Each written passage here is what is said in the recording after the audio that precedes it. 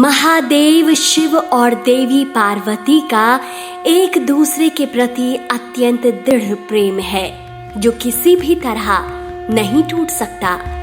लेकिन साधारण मनुष्यों की भांति ही भगवान शिव और देवी पार्वती में भी छोटी बड़ी नोक-झोंक होती रहती है।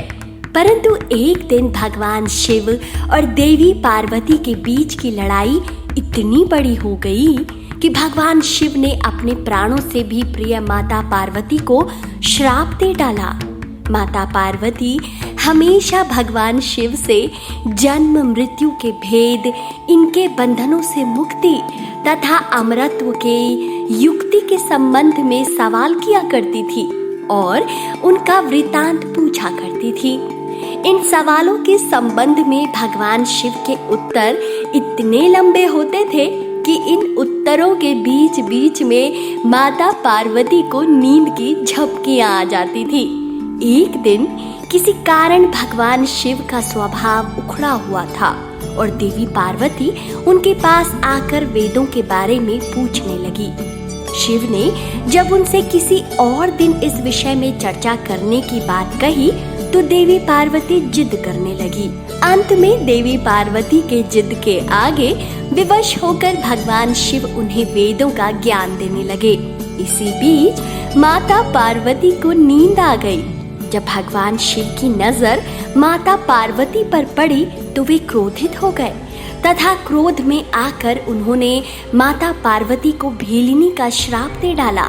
माता पार्वती को श्राप देकर भगवान शिव उस स्थान से कहीं एकांत में ध्यान करने चले गए।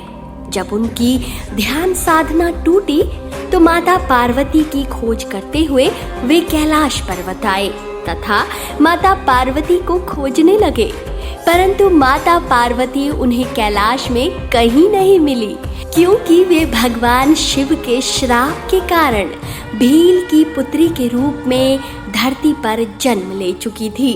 भगवान शिव पार्वती को न पाकर विचलित हुए, परंतु उसी समय नारद जी उनके सामने प्रकट हुए और उन्हें दिलासा दिया। धीरे धीरे समय बीता तथा जब माता पार्वती विवाह की योग्य हुई तो भगवान शिव ने अपने गण नंदी को एक महत्वपूर्ण उद्देश्य से धरती पर भेजा।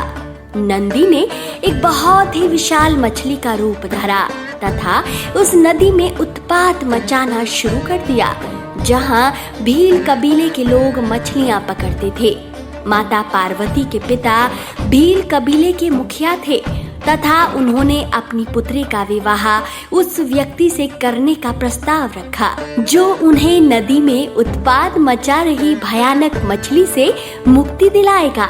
तब भगवान शिव भील का रूप धारण कर नदी के समीप गए तथा नंदी रूपी उस विशाल मछली को वश में कर उसे वहां से भगा दिया। शर्त के अनुसार भील कबीले की मुखिया ने अपनी पुत्री का विवाह भगवान शिव से कराया तथा इस तरह भगवान शिव और माता पार्वती का पुनः मिलन हुआ। तो महादेव के भक्तों को ये कहानी कैसी लगी? अपनी राय कमेंट सेक्शन में जरूर दीजिए और इस कहानी को ज्यादा से ज्यादा महादेव भक्तों में फैलाएं।